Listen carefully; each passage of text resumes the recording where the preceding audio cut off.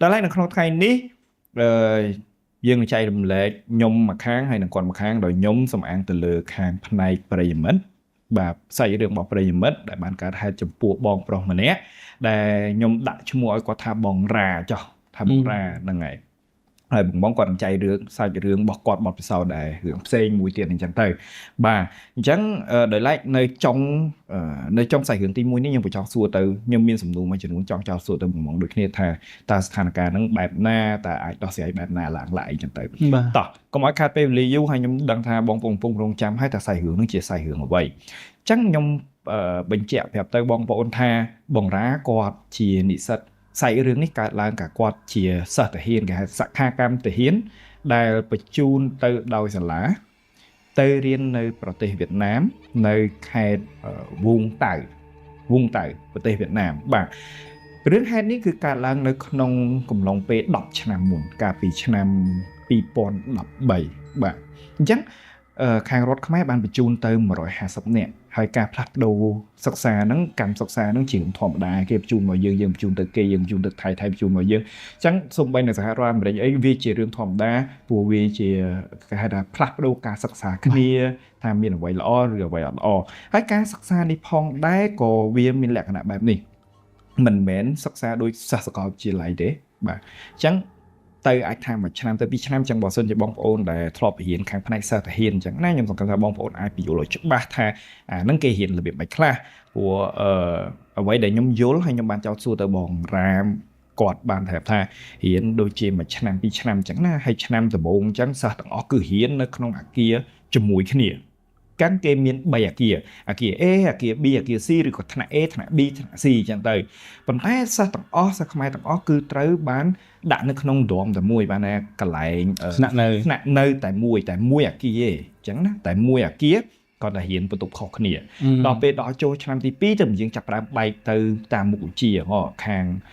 អាវុធអីចឹងទៅមុខជំនាញផ្សេងអញ្ចឹងបែងចែកគ្នាអញ្ចឹងគាត់ថានៅពេលបែគាត់ទៅដល់មួយខែដំបូងគឺរស់នៅសុខស្រួលដែរប៉ុន្តែចូលដល់ខែទី2រឿងហេតុទី1បានកើតឡើងចំពោះនិស្សិតខ្មែរបាទនៅម៉ោង12យប់មានមិត្តភ័ក្តិរបស់គាត់ម្នាក់សុកពងតាគេងជាប់ក្រែគ្នាហ្នឹងសុកសាំងងើបឡើងដើរទៅត្រង់ចេញក្រៅទប់គាត់ក៏ភ្ញាក់ដែរដល់ពេលគាត់ភ្ញាក់អញ្ចឹងគាត់ឆ្ងល់ថាទៅណាក៏ដើរយប់អញ្ចឹង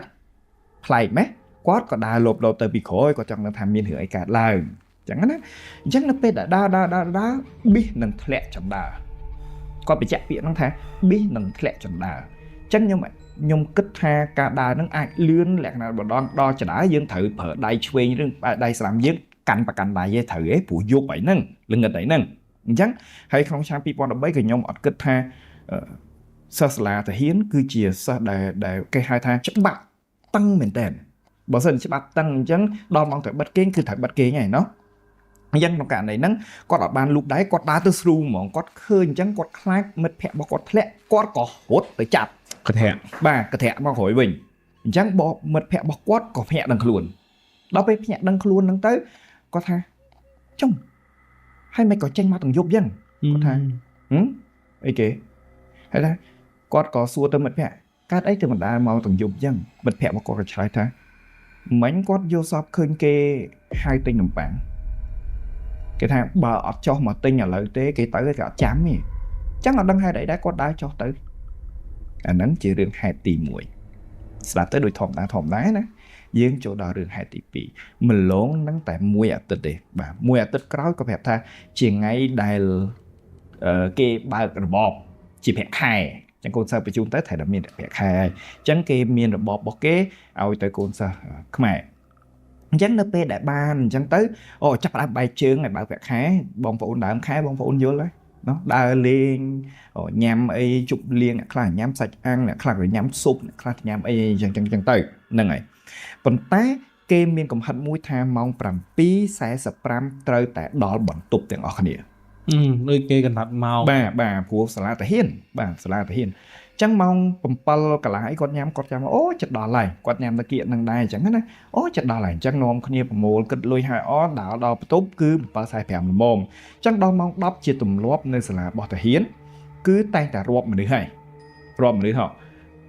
1 2 3 4 5លីសឈ្មោះគ្រប់អស់នៅគ្រប់អស់ហើយបិទភ្លើងក្រឹបចូលគេតោះនេះប៉ុន្តែអ្វីដែលសំខាន់នៅក្នុងយប់ហ្នឹងនៅពេលដែលម្នាក់ចាប់ផ្ដើមគេងលក់ស្កប់ហើយម៉ោង12យប់ស្រាប់ឮសំឡេងមួយស្អីទៅអូយ អូមាន ឈឺ ហ្នឹងហើយអ្នកណាឈឺអីហ្នឹងហើយ ហ្នឹងហើយម្នាក់ស៊ូគ្រប់ទាំងអស់គ្នា អូលឺខ្លាំងចឹង លឺខ្លាំងដឹងសំឡេងហ្នឹងជារឿងហេតុអីហ៎ អត់ មានសិស្សខ្មែរម្នាក់ធ្លាក់ទៅដល់ដី លោត ធ្លាក់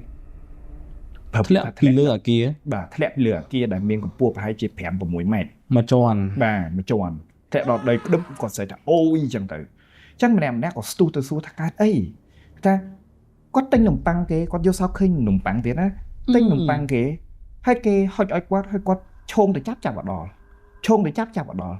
ដល់ពេលព្យាយាមកាន់តែឈោងយើងធ្លាក់ទៅក្ដុបដល់ហើយហ្នឹងមកគាត់ដឹងខ្លួនហ្នឹងអញ្ចឹងគ្រូខាង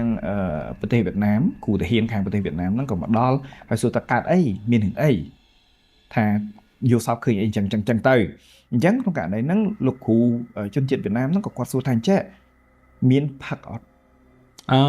គ្រឿងសង្វឹងអត់ទេ មានផឹកគ្រឿងសង្វឹងអត់គេថាមានព្រោះទុំបើកប្រាក់ខែអញ្ចឹងទៅជប់លៀងផឹកអីចឹងអញ្ចឹងគេដាក់បន្ទុកធ្ងន់ទៅលើគ្រឿងស្រវឹងហ្នឹងហើយដែលបណ្ដាលឲ្យបងហ្នឹងមមីមកមើលធ្លាក់ខ្លួនឯងអត់មានហេតុការអីទេគឺដោយសារតែគ្រឿងស្រវឹងតើខ្ញុំនិយាយហ៎ យល់ អញ្ចឹងក្នុងករណីហ្នឹងប៉ុន្តែអ្វីដែលសំខាន់គឺមនុស្ស2នាក់ប្រធានបទតែមួយឯងគឺនំប៉័ងអញ្ចឹងផុតពីហ្នឹងអត់ទាន់ស្ងប់ស្ងាត់ទេណាប្រហែលពី1ខែទៅ2ខែក្រោយមកចាប់ផ្ដើមមានរឿងហេតុចម្លែកហើយចាប់ផ្ដើមមានរឿងហេតុចម្លែកហ្នឹងសំដៅទៅលើអីមានន័យថាមនុស្សធម្មតាបងបើសិនជាបងបានអាសាទៅលេងស្រុកក្រៅនៅពេលដែលឧទាហរណ៍បងបានទៅដល់អាមេរិកឃើញណាគេនិយាយខ្មែរម្នាក់ដែលមិនមែនជាបងប្អូនយើងតែយើងមានអារម្មណ៍ថាម៉េចយើងមានអារម្មណ៍សុខហើយចិត្តដៅហ្នឹងហើយកក់ក្ដៅដូចថាអូមានម្នាក់ទៀតហើយយើងប្រកាសជាស្រឡាញ់គ្នាត្រូវទេ ហ្នឹងហើយ អត់ដឹងថាម្នាក់ប្រវត្តិមិនទេតែរាប់គ្នាស្រឡាញ់គ្នាព្រោះយើងនៅទឹកដីគេកូនសិស្សខ្មែរក៏ចឹងដែរពេលដែលទៅរៀននៅប្រទេសគេ150នាក់គឺស្រឡាញ់គ្នាមើលជួយមើលថែគ្នាធ្វើម៉េចយើងមកប្រមាណយើងទៅវិញទាំងអស់គ្នាកុំឲ្យមានរឿងហេតុអីទាំងអស់ដៃអីឲ្យត្រូវស្អាតទាំងអស់អត់មានកលិតអត់មានអីប្រជុំគ្នា ថែគ្នា ហ្នឹងហើយថែគ្នាដោយឡែកបែរជាមានរឿងហេតុជាច្រើនដូចជាខ្មោចសកត់ដើរមើលម្នាក់យប់ឡើងចាប់ផ្ដើមធ្វើអីប្លែកឮសំឡេងប្លែកជាដើមឡាអ្វីដែលសំខាន់ចរិតរបស់ម្នាក់ចាប់ផ្ដើមផ្លាស់ប្ដូរអ្នកខ្លះក៏កាចចឹងអ្នកខ្លះក៏ឆ្លោះគ្នារហូតដល់ឈានចូលដល់ការបែងចែកបាក់ពួកនិយាយអញ្ចឹងការបែងចែកបាក់ពួកអញ្ចឹងទស្សនវិជ្ជាហ្នឹងក៏បានបន្តកើតឡើងរហូតដល់មានយប់មួយនៅម៉ោង11យប់នៅម៉ោង11យប់នៅពេលដូចខ្ញុំបញ្ជាក់អញ្ចឹងម៉ោង10គេរាប់អស់ហើយបិទភ្លើងក្រឹបគឺចូលគេទាំងអស់គ្នាអញ្ចឹងនៅម៉ោង11យប់ខ្ញុំអត់ដឹងថាបងដឹងអត់ទេតែខាងផ្នែកទាហានគាត់មានវិជារៀងខ្លួនក្នុងការគេងពួកគាត់គេងលឿនណាគាត់បិទតែបន្តិចទៅលក់ហ្មងហ្នឹងហើយ តែភ្ញាក់ក៏លឿនដែរ បាទភ្ញាក់ក៏លឿនដែរអញ្ចឹងនៅពេលដែលគាត់គេងលក់នេះម៉ោង11យប់ស្រាប់ឮសំឡេងប៉ាវដឹងគាត់ងើបមកឃើញអីគឺគាត់ឃើញមនុស្ស2នាក់ដឹកដៃគ្នាទៅវាយកញ្ចក់ប្អួចប៉ុន្តែវាយកញ្ចក់ប្អួចវាយសោវាយកញ្ចក់ប្អួចមិនមែនចាប់ត្រឹមវាយកញ្ចក់ប្អួចហ្នឹងទេណាយកឯងដែលធ្លាក់ហ្នឹងណាយកមកអាដៃហូរឈាមគាត់ថាហូរឈាមដូចអាក៏មុនគឺបែកឆ្វាយពាត់ជុំវិញហ្នឹងហ្មង 2នាក់បង ទាំង2នាក់ មិនម្នាក់ណា មែន ឈាមច្រើនណា ទាំង2នាក់គឺសាហាវខ្លាំងមែនទែនអញ្ចឹងខាងផ្នែកលោកគ្រូវៀតណាមបាទខាងផ្នែកទាហានហ្នឹងក៏មកឆ្លេឆ្លាវល់ពេញហ្នឹងអញ្ចឹងទៅហើយសួរថាមានរឿងអីគាត់ថាគាត់យកសោបឃើញគេផ្កើនគាត់ឡើយខ្លាំងវាយគាត់ថងបានគាត់វាយទៅតោះគាត់ថងបានគាត់វាយទៅប៉ុន្តែអាហ្នឹងជាការយកសោបរបស់គាត់ទេតែធៀបពិតគាត់វាយកញ្ចក់បែកវាយកញ្ចក់មធ្យមយកអាហ្នឹងទៅអាដៃទៀតអញ្ចឹងមានន័យថានៅក្នុងយកសោបគាត់អានេះតាមខ្ញុំគិតទេណាប្រហែលជាគាត់ឃើញកំពុងតែអាដៃអាម្នាក់ដែលឌឺគាត់ទេប៉ុន្តែធៀបពិតគាត់អាដៃខ្លួនឯងអានេះជាការសន្និដ្ឋានរបស់ខ្ញុំហ្នឹងហើយព្រោះណាគេតនេយកអារបស់ហ្នឹងទៅអាដៃខ្លួនឯងណ៎បងជឿសឹងអីហ្នឹងហើយ ច chưa nào nếu bữa xong chỉ mà được sao mấy chia sẻ nhãn lên năm được một ហ្នឹងហើយ ấy របៀ ấy បចឹងហើយរបៀបចឹងហើយដល់ពេលចឹងទៅបងប្រុសគាត់ក៏នៅអត់សុខទេចាប់ផ្ដើមចុងប្លែកណាការមួយខែដំបូងដូចអត់អីចាប់ផ្ដើមពី2ខែឡើងចាប់ផ្ដើមមានរឿងហែកប្លែកចាប់ផ្ដើមធ្វើសកម្មភាពប្លែកឬចាប់ផ្ដើមបដូរចរិតគាត់អត់នៅអត់សុខទេគាត់ចាប់ផ្ដើមដើរសួរអ្នកចិត្តខាងអ្នកនៅជុំវិញអាគារហ្នឹងហើយថែមទាំងគ្រូមួយចំនួនដែលគាត់អាចនិយាយភាសាខ្មែរបានអ្វីដែលជាព័ត៌មានគាត់សង្ខេបឲ្យខ្ញុំគាត់ប្រាប់ថាអញ្ចឹងមិនមែនកើតហេតុលើកទី1សម្រាប់ចំនួនគាត់ទេគ្រប់សិស្សខ្មែរទាំងអស់គឺឲ្យតែមករៀនមិនថាចំនួនប៉ុន្មានជួបរឿងដូចគ្នាទាំងអស់ការលងបន្លាចការសង្កត់ហើយយកសពឃើញដូចគ្នារឿងហេតុដូចគ្នាមិនមែនជារឿងថ្មីទេដោយសារតែដីមួយហ្នឹងពីមុនជារណ្ដៅសាកសពអត់ដឹងថាមានរឿងហេតុអីទើបបានមានរណ្ដៅសាកសពប៉ុន្តែរណ្ដៅសាកសពហ្នឹងមានរហូតដល់រាប់រយនាក់ហើយយើងនិយាយថាលើស100នាក់បងប្អូនសាកសម័យអាហ្នឹងបើយើងអាចប្រៀបធៀបហ្មងដូចរបបពលពតអញ្ចឹងណារបបពលពតដូច100នាក់អញ្ចឹងប្រាអញ្ចឹងទៅយើងអត់ដឹងទេ យល់ ប៉ុន្តែរណ្ដៅហ្នឹងក៏យើងមិនមែនច្បាស់ថាមានសកម្មភាពដូចជំនាន់ខ្មែរក្រហមដែរអាចថាមនុស្សស្លាប់ដោយសារបញ្ហាអីចឹងគេបោះចូលទៅទាំងអស់ ដូចអាសន្នរោ ហ្នឹងហើយឧទាហរណ៍ចឹងយើងអត់ដឹង យើងអត់ដឹងប្រវត្តិ បាទអញ្ចឹងកន្លែងហ្នឹងយើងសូមបើកចំហប៉ុន្តែអ្វីដែលសំខាន់នៅពេលដែលសាងសង់ excavator កម្មករអីចាប់ផ្ដើមជីចាប់ផ្ដើមអីដើម្បីបុកគ្រឹះដើម្បីអីគឺដងណាក៏ដោយបើមិនបានលលាក្បាលទេបានឆ្អឹងនៅ ផ្នែកណាមួយ ផ្នែកណាមួយនៃដងខ្លួនគឺជីកមកបានរហូត អ្នកសង្ឃគាត់នៅហ៊ានសង់ អត់ដឹងថាហេតុអីដែរចំណុចដែលសំខាន់គឺពួកគាត់អត់ជឿអ្នកជឿមិនហ៊ាននិយាយអ្នកដែលមានការគ្រប់គ្រងធំគួរនិយាយថាមានអំណាចថាអត់ជឿ ណាចាស់និយាយធ្វើអីហ្នឹងហើយ អញ្ចឹងសិទ្ធិសម្ដែងដូចចុងក្រោយហ្នឹងណាគេអញ្ចឹងហើយទើបតែបង្កហេតុគ្រប់យ៉ាងហ្នឹង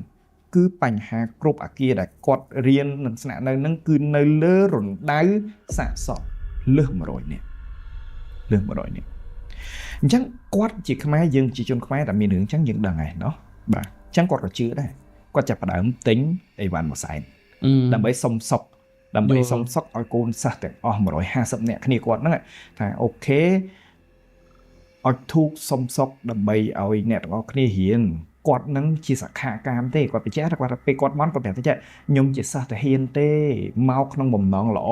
មកហ្នឹងគឺដើម្បីរៀនសូត្រអត់មានចង់បំពេញអត់មានអីទាំងអស់ហើយបើសិនជាអត់ដឹងដោយប្រការណាមួយសូមអស់លោកអ្នកកុំប្រកែប្រកាន់នៅពេលដែលអត់ថ្ងៃទី1លើកទី1គាត់អត់ធុប5ស័យអត់ធុប5ស័យដោតក្រឹបបាត់មួយស័យ 5សរសៃដោតគឺបាត់ធុបមួយសរសៃ បាត់តែណា ហប់ខុសឯង បាទ ហប់ខុសឯង ខ្ញុំមិនដឹងថារាប់ខុសឬអត់រាប់ខុសឬគាត់ព្រើភ្នែកមិន តែបើយោងតាមបទពិសោធន៍ខ្ញុំឲ្យរឿងរាប់ធូខុសវាដូចអត់ដែរជួបលើខ្ញុំអញ្ចឹងភាគរយវាប្របាបវាតិចមែនតើ បាទសម្រាប់ខ្ញុំអត់ដែររាប់ខុសហ្មង ដោយសារអីយើងជិបចង់អាហ្នឹងគឺខ្លាំងហើយអញ្ចឹងយើងត្រូវរាប់ជិបចង់មែនតើប្រហែលដើមក៏យើងដើរយើងរាប់ទៀតម្ដង វាជារឿងធម្មតាបងព្រោះនៅពេលដែលរបស់ដែលយើងកាន់តែខ្លាចគឺយើងកាន់តែគេហៅថាផ្ដោតអារម្មណ៍ក្នុងការដោះស្រាយមិនមែនធ្វើអីឲ្យរួចពីដៃដូចខ្មោចស្មានទោសខ្មោចពងដលងហើយយើងថាអត់អីសែនឲ្យគ្រប់កិច្ចមែនណាយើងកំពុងតែភ័យអញ្ចឹងយើងធ្វើអីក៏ដោយខ្លាចគេប្រកាន់អញ្ចឹងគាត់ទាញធូបគាត់ថាច្បាស់គឺ5សរសៃឲ្យធូបដោតក្រឹបងាកថយក្រោយបាត់មួយសរសៃបាត់ទៅណាកដោតពណ៌ឬក៏សាត់ពណ៌ អត់បានទេ អញ្ចឹងថា ធូបអត់មានក្លិនអីដែលអាចឲ្យសัตว์មកចូលចិត្តបានទេ នេះជារឿងទី1ថ្ងៃទី2គាត់ព្យាយាមធ្វើម្ដងទៀតគាត់កាន់ធូប5សរសៃដដែលខ្ញុំចង់ឲ្យបងប្អូនសម័យឲ្យតន់ណា5សរសៃពេលដែលគាត់កេះដែលកេះនឹងរោលខ្មៅពាក់កណ្ដាល ផ្សែងរោធូបនឹង រោលធូបទាំងធូបមិនទាន់ឆេះពាក់កណ្ដាលខ្មៅទាំងខាងដើមសាហាវដល់ថ្នាក់ហ្នឹង មិនដឹងគេអត់ចង់យើងក៏ពិតយើងនេះគឺជាដំណើរនៃការទៅសែនឲ្យគេតែមានអ្នកថានេះគឺមិនពេញចិត្តក្នុងការទទួលរបស់យើង អាហ្នឹងជាសំណួរដែលចង់តង់ដែលខ្ញុំត្រូវសួរបងឯងថាតើនៅតាមគួររបៀបម៉េចប៉ុន្តែខ្ញុំចង់បញ្ចប់រឿងហ្នឹងដោយថាគាត់ទ្រាំនៅរយៈពេល1ឆ្នាំពេញអត់មានជំរើសហើយ1ឆ្នាំពេញហ្នឹងផុតពីពេលហ្នឹងមកមិនមែនសក់ទេគឺមានរឿងរហូត សូម្បីតែគាត់មានអារម្មណ៍ថាពេលអ្វីដែលគាត់បានធ្វើមានការបន់ផ្សងបូករួមទាំងមានសំណែនទាំងអស់ហ្នឹងគឺគេមិនទទួលដាច់ខាតអញ្ចឹងហើយគាត់ទ្រាំនៅរហូតដល់ផុតឆ្នាំទី1ទើបមិនគេបែងចែកសាខាកម្មទាំងអស់ទៅតាមខេត្តផ្សេងទៅរៀនតាមជំនាញផ្សេងហើយនេះគឺជាសាច់រឿងរបស់គាត់អញ្ចឹងហើយបងប្អូនទាំងអស់គ្នាតើមានបងប្អូនណាដែលជាសាខាកម្មមិនថានៅប្រទេសវៀតណាមមិនថានៅប្រទេសណាជួបរឿងអស់នឹងដែរអត់ជួបរឿងចម្លែកបែបហ្នឹងជួបរឿងសាហាវរន្ធត់បែបហ្នឹងដោយបងផុសដែលខ្ញុំដាក់ឈ្មោះថារ៉ានឹងអត់អញ្ចឹងបើសិនជាមានពួកយើងស្វាគមន៍ចាំស្ដាប់ជានិច្ចថាមានរឿងអីកើតឡើងបកមកសំណួររបស់ខ្ញុំទៅបងឯងវិញខ្ញុំចង់សួរថាករណីហ្នឹងគឺជាករណីអីគេហេតុអីបានអត់ទទួលយើងដឹងហើយថាសង់លើរោខ្មោចគេរណ្ដៅខ្មោចគេ 100% វាគ្មានស្អីទេក្រៅពីអាហ្នឹងហើយខ្ញុំថា 90% ចុះម្ដង100ប៉ុន្តែករណីបាត់ធុករណីរោលភ្លើងដែលគេមិនទទួលណាសំណួរសួរថាហេតុអីមិនគេអត់ទទួលមាន2ទី1គឺយើងធ្វើខុសមានតែគេត្រូវការហ្នឹងបានយើងយកក្បួនខុសហ្នឹងហើយមានតែយើងធ្វើខុសក្បួនមួយក៏សំណែនរបស់យើងខុសអានេះខ្ញុំនិយាយក្នុងឧទាហរណ៍ជាទូទៅខ្ញុំបាននិយាយនៅក្នុងសាច់រឿងហ្នឹងណាមានទី1យើងធ្វើខុសក្បួនអញ្ចឹងវាអាចឲ្យជាហេតុភេទណាមួយដែលធ្វើឲ្យការប្រព្រឹត្តនៃកម្មវិធីរបស់យើងវាមានបញ្ហាហ្នឹងជាសញ្ញាមួយដែលគេផ្ដល់ឲ្យយើងអញ្ចឹងបើសិនជាក្នុងករណីយើងធ្វើទាំងខុសវាមាន2រូបភាពទៀតរឿងកាន់តែធំនិងធម្មតាហ្នឹងគឺអត់មានបានប្រយោជន៍អីទេចំណុចទី2គឺមានន័យថាគឺគេអត់យកតែម្ដងឧទាហរណ៍ខ្ញុំខឹងបងឯងខ្ញុំបងឯងស្អប់ខ្ញុំខ្លាំងមែនទែនខ្ញុំធ្វើមើលល្អខ្ញុំគ្រាន់តែទិញផ្លែឈើឬមួយក៏ហៅបងឯងញ៉ាំបាយមួយពេលដើម្បីឲ្យបងឯងស្ងប់ចិត្តត្រូវជាមួយនឹងខ្ញុំវិញពេលខ្លះបងសឹងតែច្រានបាយនឹងចេញគឺអត់ញ៉ាំបាយរបស់ខ្ញុំឲ្យទោះបីជាបងឃ្លានប៉ុណ្ណាក៏ដោយអញ្ចឹងពេលខ្លះការបំពេញរបស់យើងឬមួយក៏កំហឹងរបស់គេដែលទទួលបានពីយើងវាហួសប្រមាណអញ្ចឹងហើយគេអត់គ្រប់យករបស់យើងក៏មានដែរអញ្ចឹងបញ្ជាក់ពាក់ព័ន្ធជាមួយនឹងការសែនព្រេនមិនមែនមានន័យថាស្រួលទេតែមានជួបរឿងអ្នកខ្មោចលងអារូបអញ្ចឹងទិញផ្លែឈើស្អែកទៅរួចខ្លួនហើយគូជួកាវាមិនមែនអញ្ចឹងទាំងអស់ទេពេលខ្លះយើងគ្រាន់តែអាហោសកម្មឬមួយក៏យើងការតាំងចិត្តសម្រួមចិត្តយើងផ្សាយបុណ្យទៅគេដល់អត់ចាំបាច់ផ្សាយណាក៏គេអាចលើកលែងឲ្យយើងដែរបើសិនជាគេមិនខឹងយើងខ្លាំងអញ្ចឹងក្នុងករណីនឹងឧទាហរណ៍ថាបើមានកូនសិស្សមិនមែនជាសក្ខាកម្មក្តីជាសក្ខាកម្មក្តីក្នុងករណីណាមួយក្តីដែលដើរផុតចេញពីដែនប្រទេសកម្ពុជាដែលបើត្រូវការជំនួយពីអ្នកជំនាញវាទៅឡើងរួចហើយត្រូវទេបងព្រោះវាឆ្ងាយហួសដែរវាមាន2បងក្នុងករណី case បងចេះវាមាន2ទី1ហេតុអីបានម្ចាស់នឹងគេអត់ព្រមទទួលដោយសារតែគាត់មិនមែនជាម្ចាស់អគារឧទាហរណ៍មានរឿងមួយខ្ញុំគាត់ឃើញរឿងអ្នកតាចូលរូបអ្នកផ្ទះហ្នឹងគាត់ដាក់តុកដើម្បីទទួលទេវតាហើយគាត់ឲ្យកូនគាត់រត់មកទទួលសិនព្រោះគាត់ជាប់ដូរលុយឲ្យគេឬមួយក៏លក់ដូរគាត់ឲ្យក្មេងមករត់ទទួលអ្នកតាហ្នឹងក្លាប់តុកហ្នឹងហ្មងហេតុអីបានឲ្យក្មេងមកទទួលគាត់ចាំបានតែមិនបានឲ្យក្មេងមកទទួលគាត់ជាការប្រមាថអញ្ចឹងពេលខ្លះវិញ្ញាណនៅក្នុងតំបន់ហ្នឹងគាត់មិនមែនខឹងអ្នកនៅជាមួយទេគាត់ចង់ឲ្យម្ចាស់កន្លែងហ្នឹងមកសុំទោសហេតុអីមិនជឿហេតុអីក៏ប្រមាថគាត់ទៀតអញ្ចឹងសម្បត្តិយើងត្រឹមតែជាអ្នកនៅមករៀនស្នាក់នៅបរិស័ទគាត់អត់ទទួលទេអាហ្នឹងក៏អាចដែរប៉ុន្តែអ្វីដែលគាត់បន់ផ្សងមានបន់ផ្សងសម្រាប់អាគារណាគឺគាត់បន់ផ្សងសម្រាប់គាត់ហើយនឹងសក្ខាកម្មទាំង150នាក់តាក៏គេអត់ព្រមដែរឥឡូវខ្ញុំសួរយើងគិតឲ្យយើងគិត logic យើងគិតតាមផ្លូវដំណើរសាច់រឿងបើសិនជាម្នាក់មកបន់អញ្ចឹងហើយគេសុកគ្រប់គ្នាសួរថាតើគាត់អាចនឹងធ្វើអីទៀតនៅកន្លែងហ្នឹងយល់ហើយហ្នឹងអញ្ចឹងឧទាហរណ៍គេដឹងថានៅផ្ទះហ្នឹងមួយគ្រួសារពីអ្នកប្តីប្រពន្ធមានកូនទូចមួយគេចង់ឲ្យពីរអ្នកហ្នឹងសែនឲ្យគេឬមួយក៏ធ្វើកិច្ចអីឲ្យគេបើគេធ្វើពីរអ្នកហ្នឹងឈឺអ្នកណាអ្នកធ្វើកិច្ចហ្នឹងអញ្ចឹងបើយើងនិយាយពពួកអារុដូចខ្ញុំនិយាយតាំងពីដើមអញ្ចឹងគេដោយគេយើងដោយយើងហើយរស់នៅដូចគ្នាអញ្ចឹងឧទាហរណ៍ថាកូនយើងឈឺគេធ្វើកូនយើងឈឺយើងគ្រាន់តែទៅធ្វើកិច្ចបន់ស្រន់ឲ្យគេកូនយើងអាចជាតែគេអត់ធ្វើយើងតែបើសិនជាយើងប្រមាថឧទាហរណ៍ធ្វើកូនធ្វើតែចង់អញ្ចឹងធ្វើដល់មានរឿងធំទៀតក៏អាចអត់សែនឲ្យដែរត្រូវតែឆ្លងមកម៉ែឪវិញព្រោះគេអត់ទុកឲ្យម៉ែឪនឹងរស់ទៀតទេពីព្រោះទុកក៏អត់ឲ្យគេដែរហ្នឹងក៏មានដែរអញ្ចឹងក្នុងការដែលយើងចរចាឬមួយក៏ក្នុងការដែលយើងទៅដោះស្រាយបញ្ហាហ្នឹងយើងត្រូវយល់ពីហេតុការណ៍តើដំណើរទំនងហ្នឹងវាមកពីអីអូខេយល់កន្លែងនេះប៉ុន្តែខ្ញុំចង់បកទៅសំណួរខាងដើមរបស់ខ្ញុំវិញអានេះសំណួរនេះខ្ញុំសូមជូនចម្លើយទៅដល់បុគ្គលទាំងអស់ដែលដើរចាកប្រទេសដែល ពិបាកនៅក្នុងការតាក់ទងជាមួយនឹងអ្នកជំនាញខាងផ្នែកអបិយរូបណាអរូបិយអញ្ចឹងក្នុងករណីហ្នឹងខ្ញុំចង់នឹងនិយាយតើឧទាហរណ៍ដូចករណីគាត់អញ្ចឹងមានវិធីអីដែលជាការសង្គ្រោះបឋមអាចជួយពួកគាត់បានមានឧទាហរណ៍ខ្ញុំឃើញខ្មែរយើងជាទូទៅគាត់តែងតែឲ្យម្ដាយឪពុកគូបាត់ជើងបាត់ដៃមកម៉ាក់ប៉ាឲ្យគាត់នៅកណ្ដាលក្រហមគាត់យកទៅតាមខ្លួនវាគឺជារបស់មួយដែលការពារខ្លួនគាត់អញ្ចឹងឧទាហរណ៍បើសិនជាគាត់ចេញទៅក្រៅប្រទេសស្អីគាត់មានបញ្ហាអស់ហ្នឹងក៏គេអាចឲ្យអ្នកក្នុងស្រុកជួយគាត់បានខ្លះដែរឧទាហរណ៍បនសនដូនតាកងម៉ាខ្លួនឯងថាជួយកូននេះមួយផងទៅក្រៅប្រទេសហើយប្រទេសនេះអញ្ចឹងសូមឲ្យជួយមើលកូននឹងផងជាចៅជាពូជពងវងតកូលរបស់យើងអញ្ចឹងក៏គាត់អាចទៅជួយបានខ្លះដែរមួយទៀតមុននឹងយើងចេញដំណើរទៅឆ្ងាយគួរតែមានរបស់បើយើងជឿទៅលើអបិយជំនឿគួរតែមានរបស់ណាដែលយើងគិតថាជារបស់ដែលការពារយើងយកទៅជាមួយផងអាហ្នឹងខ្ញុំជឿជាក់ថាអាចនឹងការពារយើងបានច្រើនប៉ុន្តែអាស្រ័យទៅលើទីតាំងដែរដូចខ្ញុំនិយាយខាងលើអញ្ចឹងបាទហ្នឹងហើយអូខេអញ្ចឹងសង្ខេបមកវិញនឹងជូនបន្ថែមមកទៀតគឺរករបស់ការពារខ្លួនប៉ុន្តែសិនជាខ្ញុំវិញខ្ញុំគិតថាវិធីដែលសះល្អបំផុតសុំពរជ័យសម្រាប់អ្នកអត់ជឿសុំពរជ័យពីពុំដៃសុំពរជ័យពីដូនតាសុំឲ្យធូបអញ្ចឹងទៅសុំពរជ័យពីពួកគាត់អញ្ចឹងទៅហើយបើអ្នកជឿកុហករបស់ការពារទៅបើអ្នកអត់ជឿទេវាអត់មានខាតអីទេសាពះលាបាត់ជើងសុំបុណ្យពុកបុណ្យរដាយជួយខ្ញុំគិតថាអាចជួយបានច្រើនខ្លាំងអូខេអរគុណមែនតើសង្ឃឹមថាអ្នកទាំងអស់គ្នាអាចសម័យឃើញទស្សនវិជ្ជាទាំងអស់នៅក្នុងខ្សែរឿងមួយនេះដោយឡែកខ្ញុំចង់សួរបងវិញថាថ្ងៃហ្នឹងតើបងនឹងចែករំលែកបទពិសោធន៍ឬក៏រឿងរ៉ាវបែបណាមានរឿងមួយដែរអត់ពាក់ព័ន្ធជាមួយនឹងកន្លែងមានកប់សពអីទេប៉ុន្តែពាក់ព័ន្ធជាមួយនឹងការយករបស់ចូលផ្ទះដែលយើងគិតថាវាជារបស់មង្គលតែវាមិនជារបស់មង្គលគាត់ហ្នឹងគឺជាមិត្តភក្តិរបស់ខ្ញុំហ្មងគាត់នឹងមិត្តភក្តិរបស់ខ្ញុំគាត់ផុសផ្ទះគាត់ជាទូទៅនៅល្វែងវាមិនជាធំអីទេល្វែងពីរជាន់ណាមួយហើយមួយជាន់ហើយដបូលហើយ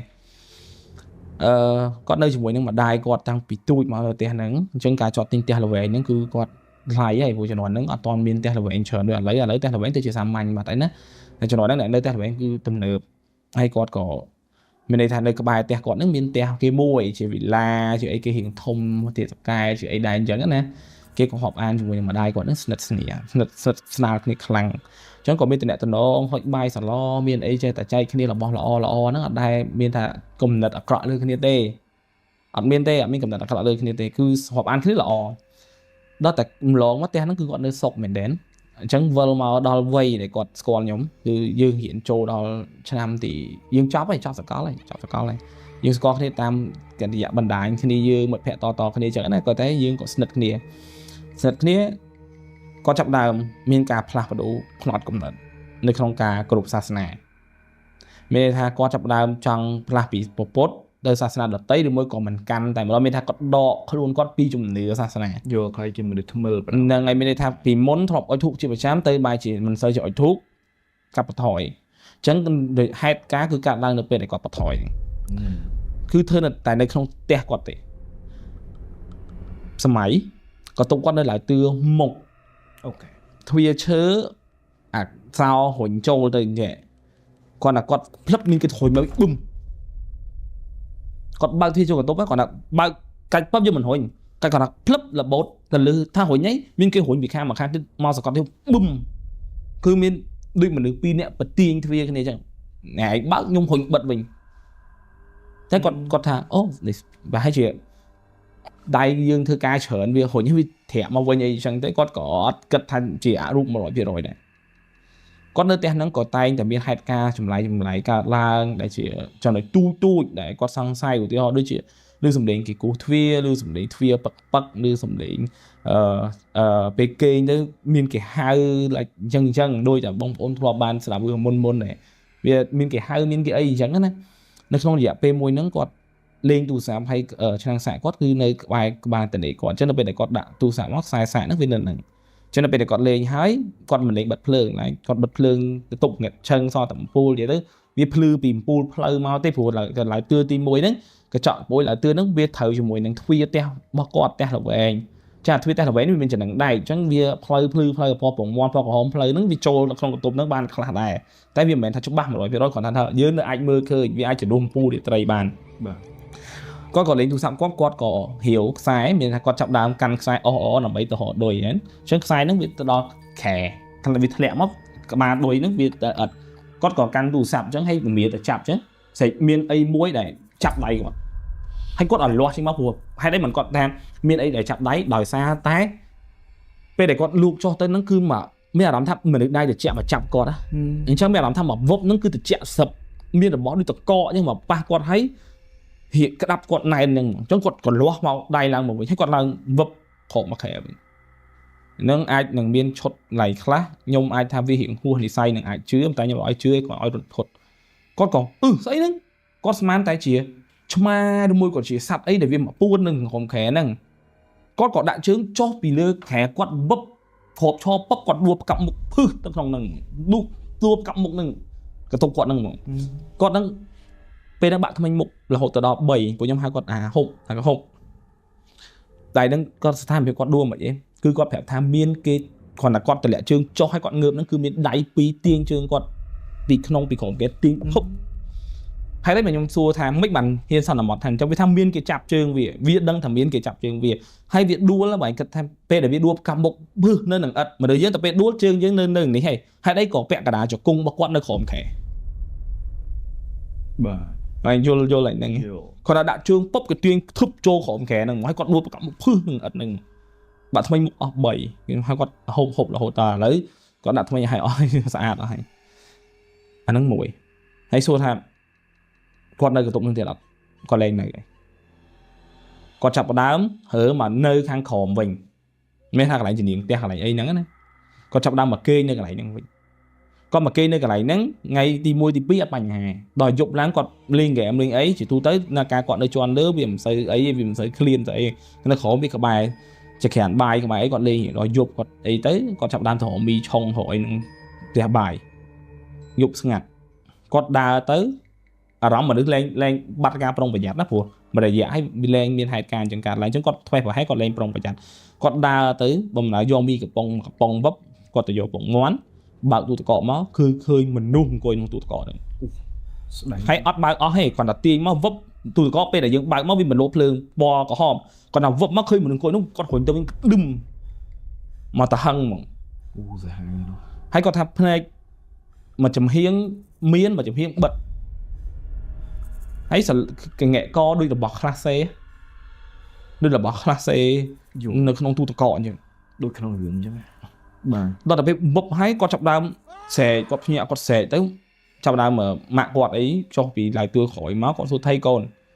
បានគាត់ប្រាប់គាត់ភ័យគាត់ថាគាត់ប្រុសគាត់មិនមែនតែទីមួមអីប្រហែលណាគាត់ភ័យគាត់ក៏ប្រាប់ម៉ែថាអូឃើញខ្មោចយំទឹកភ្នែកអីផងអីក្នុងទូទឹកកកអីឈ្មោះមកអីច្បាស់ទេអញ្ចឹងក៏ម្ដាយនោះក៏បើកព្រោះប៉បគាត់ទៅបើកទូទឹកកកហ្នឹងចឹងអ្វីដែលគាត់ឃើញកន្លែងដែលគាត់ឃើញហ្នឹងគឺក្បាលថៃហោះក្បាលថៃហោះដែលម៉ាក់គាត់ទិញឲ្យគាត់ហូបមកផ្លាស្ទិកដូចហែចំនួនហ្នឹងខ្លះសេហ្នឹងតែគ្រាន់តែថៃហ្នឹងវាក្បាលវាចេញមកចេះហ្នឹងឲ្យដូចចេញក្រៅហ្នឹងឲ្យដូចគេខ្លួនគេដាក់បោកវាកោនតែក្បាលវាចេញមកក្រៅចឹងពេលបើកមកឃើញក្បាលហ្នឹងអញ្ចឹងគាត់បុកមកគឺគាត់ថាគាត់ឃើញមនុស្សស្រីច្បាស់តែងហ្មងហើយមិនមែនទំហំប៉ុនក្បាលថៃតែហ្នឹងថៃហោះហ្នឹងទេគឺធំមែនហ្នឹងគឺមនុស្សហ្មងអញ្ចឹងគាត់បិទឌឹមហើយគាត់ចាប់ដើមទៅគេងជាមួយម្ដាយគាត់បើអញ្ជើញនៅពេលដែលគាត់គេងមួយម្ដាយគាត់មានយប់ហ្នឹងគាត់ប្រាប់ម្ដាយគាត់ថាហេតុអីចេះចឹងណាមានយប់មួយគាត់គេងមួយម្ដាយគាត់ស្អីគាត់មើលដូចថាដេញមីងអញ្ចឹងកន្លែងមកប៉ុបគាត់ឃើញម្ដាយមុខម្ដាយគាត់ហ្នឹងដែលទល់គ្នាហ្នឹងជាមនុស្សម្នាក់ដែលគាត់ធ្លាប់ឃើញពីមុននៅក្នុងទូទឹកកកដល់ហើយគាត់ថាគាត់ថាអារម្មណ៍ដូចថាហេតុអីក៏ម្នាក់ហ្នឹងមកពីណាហេតុអីក៏មកតាមគាត់ហេតុអីក៏មកធ្វើបាបគាត់អីអញ្ចឹងគាត់ក៏ព្យាយាមទៅរកអ្នកដែលគាត់ចេះផ្សេងទៀតអីមើលខ្ញុំអីជួយក្រោយឯងខ្ញុំក្រោយឯងព្រោះកាលហ្នឹងគាត់អត់តស្គាល់យើងលាក់ប្រវត្តិដូចតែដឹងពីដើមអញ្ចឹងខ្ញុំអត់ឯងចេញមុខអីអញ្ចឹងគាត់ទៅរកគ្រូផ្សេងគេថាផ្ទះហ្នឹងមានយកអីរបស់គេមកហើយគេខឹងគេខឹងអីចេះមួយគេគាត់តែខឹងឯងបានគេធ្វើបាបអញ្ចឹងគាត់ថាខឹងអីគេគាត់ថាគាត់មកដល់ផ្ទះហ្នឹងគាត់ថាមួម៉ៅគាត់និយាយនៅក្នុងផ្ទះហ្នឹងគាត់ថាខឹងអីគេរឿងអីកើតឡើងមានអីស្អីគេមកលងគាត់ស្អីមិនហួនអីខ្លួនអីចឹងគាត់និយាយចឹងហើយប៉ះចំពេលហ្នឹងគាត់ចង់ គាត់លែងសឹកបាត់បង់ការជំនឿទៅលើសាសនាទៀតអញ្ចឹងគាត់ជួយខ្លាំងអញ្ចឹងមកដល់ពេលហើយគាត់ថាមិនជំនាញផ្ទះហ្នឹងឯងជំនាញផ្ទះហ្នឹងឯងអត់ជួយឯងសែនប៉ុណ្ណឹងអត់ជួយឯងតែចាំមើលបានសែនទៀតអត់បានអីមិនភាសាយើងនេះតិចបានអីស៊ីទៀតអត់កើនបដ ாய் កើនណាបាទគាត់ឡើងចដាអាផ្ទះវាល្វែងវាមានចដាបត់នេះអញ្ចឹងវាមិនសល់អាប្រឡោះនេះបាទពេលគាត់ចុះមកកាលនោះគាត់ឡើងទៅជាន់ទី1ខ្ញុំមិនដឹងថាគាត់ឡើងទៅធ្វើអីទេគាត់ចុះមកគាត់យើងមិនកាន់ដៃមិនឃើញគាត់ក៏ឃើញមនុស្សអង្គុយដូចអង្គុយនៅកាន់ទី2ទី3នៅចដាផ្អែកកាន់ដៃនឹងក្រុមចេះតែអត់មើលគាត់ទេគាត់ថាអង្គុយផ្អែកអញ្ចឹងតែមើលពីលើមកឃើញតែមានមនុស្សអង្គុយហើយគាត់ថាអ្នកណាហ្នឹងគាត់ប្រឹងមើលគាត់ងើបមកវិញងើបមុខគាត់មកទាញគាត់ធ្លាប់កាន់ចដាទាញអាសេរីដូចទាញហិចអូសមកតំហឹងចុះមកពុបរហូតដល់គាត់ដើរអត់រួចបាទម្ដាយគាត់សួរចុះឡើងទៅលោកមកក៏លោកថាជំនាញផ្ទះដូរចេញទៅមកតាមគេកាចគេល្អទេប៉ុន្តែគេប្រកាន់ច្រើនអញ្ចឹងបានម្ដាយថាអូជំនាញផ្ទះហ្នឹងបោះគេឲ្យផ្ទះអ្នកមានតែគេវិឡាពីមុនហ្នឹងគេឲ្យគាត់ដោយសារតែគេរើផ្ទះទៅអញ្ចឹងគេអត់ចង់គេឃើញជំនាញហ្នឹងស្អាតក៏គេយកមកឲ្យគាត់ប្រើ